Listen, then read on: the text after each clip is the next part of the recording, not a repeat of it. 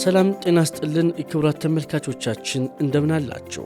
ዛሬ ሁላችንም ልንሰማው የሚገባ እጅግ ወሳኝ ጉዳይ ይዘን ቀርበናል። በየቀኑ በኩሽናችን ውስጥ የምንጠቀመው ዘይት በሰውነታችን ውስጥ እንደ ቦምብ እየፈነዳ መሆኑን ያውቃሉ? ብዙዎቻችን የአትክልት ዘይት ወይም ቬጂቴብል ኦይል ስለተባለ ብቻ ጤናማ ይመስለናል። ነገር ግን እውነታው ከዚህ በተገላቢጦሽ ነው። ዛሬ ሳይንሳዊ መረጃዎችን በመጥቀስ በቤታችን ውስጥ የትኛውን ዘይት ማስወገድ እንዳለብንና በምን መተካት እንዳለብን በዝርዝር እናያለን። እስከ ፕሮግራማችን ፍጻሜ ድረስ አብራችሁን ቆዩ። ፕሮግራሙ ወደ እናንተ ማድረሰው እኔ ኤፍሬም ታጠቅ ነኝ። ለቻናላችን አዲስ ሆናችሁ ተመልካቾቻችን ቻናላችንን ላይክ፣ ሼር፣ ሰብስክራይብ በማድረግ ተጨማሪ ቪዲዮዎች እንዲደርሷችሁ ማድረግ ትችላላችሁ።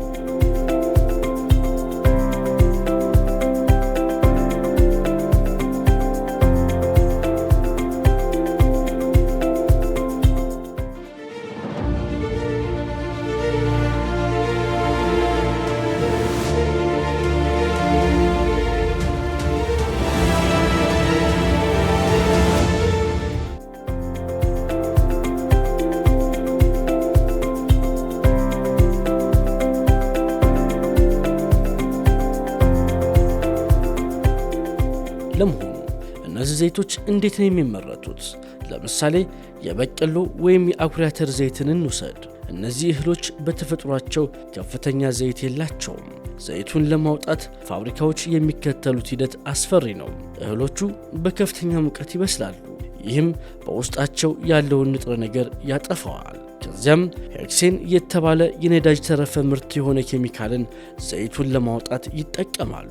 የወጣውን ዘይት ሽታ ለማጥፋትም በኬሚካል እንዲታጠብ ያደርጋሉ። እኛ ጋር የሚደርሰው ዘይት ምንም አይነት ሕይወት የሌለው በኬሚካል የበለጸገና ለሰውነት መቆጣት ወይም ኢንፍላሜሽን መንስኤ የሆነ ፈሳሽ ነው። እነዚህ ዘይቶች ለምን ለጤናችን አደገኛ ሆኑ?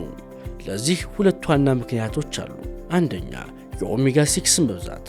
ሰውነታችን ኦሜጋ 3 እና ኦሜጋ 6 በተመጣጠነ ሁኔታ ይፈልጋል። ነገር ግን የአትክልት ዘይቶች ኦሜጋ 6 ብቻ ነው ያላቸው። ይህ ሲበዛ በሰውነታችን ውስጥ ስር የሰደደ ኢንፍላሜሽን ወይም መቆጣትን ይፈጥራል። ይህ ደግሞ ለካንሰር፣ ለልብ ህመምና ለአርትራይተስ ወይም የመገጣጠሚያ ህመም ዋናው መንገድ ነው። ሁለተኛ፣ ኦክሳይድ መሆን። እነዚህ ዘይቶች ለብርሃንና ለሙቀት ሲጋለጡ ወዲያው ይበላሻሉ። የተበላሸ ዘይት ደግሞ በደም ስሮቻችን ውስጥ ሲገባ የደም ቧንቧ መጥበብንና ድንገተኛ የልብ ምት መቆምን ወይም ሃርት አታክ ያስከትላል። በአስቸኳይ መወገድ ያለባቸው ዘይት አይነቶችን ስንመለከት የሚከተሉት ዘይቶች በኩሽናዋ ውስጥ ካሉ በአስቸኳይ ቢቀንሱ ወይም ቢያስወግዱ ይመከራል። አንደኛ፣ የአኩሪ አተር ዘይት። ሁለተኛ፣ የበቀሎ ዘይት። ሶስተኛ፣ የሱፍ ዘይት ወይም ሰንፍላወር ኦይል፣ በተለይ በከፍተኛ ሙቀት የሚቀነባበሩት። አራተኛ፣ የካኖላ ዘይት። አምስተኛ፣ ማርጋሪን። እነዚህ የተቀነባበሩ ዘይቶች ለጤና እጅግ ጎጂዎች ናቸው። ታዲያ ምን እንጠቀም? ጤናማ አማራጮች አሉ። እነዚህ ዘይቶች በተፈጥሯዊ መንገድ የተጨመቁ ወይም ኮልድ ፕረስድ ናቸው። መጠቀም ካሉብን ዘይቶች መካከል አራቱን እንንገራችሁ። አንደኛ፣ የወይራ ዘይት ለሰላጣና ቀለል ላሉ ምግቦች ቁጥር 1 ምርጫ ነው። ሁለተኛ፣ የአቮካዶ ዘይት ከፍተኛ ሙቀትን ስለሚችል ለመጥበሻነት እጅግ በጣም ጥሩ ነው። ሶስተኛ፣ የላም ቅቤ በተፈጥሮ ሳር የበላሽ ላም የተሰራ ቅቤ በውስጡ ጠቃሚ ቫይታሚኖችን ይዟል። አራተኛ፣ የኮኮናት ዘይት ለኃይል ሰጪነትና ለሆድ ጤንነት በጣም ጠቃሚ ነው። ውድ የቻናላችን ቤተሰቦች፣ ጤና በትክክለኛ አመጋገብ ይጀምራል።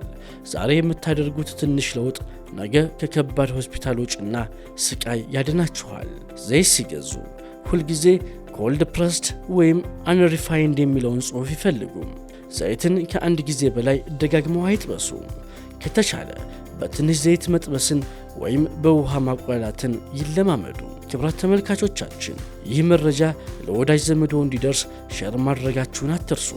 ጥያቄ ካላችሁ ኮሜንት ላይ ጻፉልኝ። እያንዳንዱን ጥያቄ ለመመለስ ሞክራለሁ።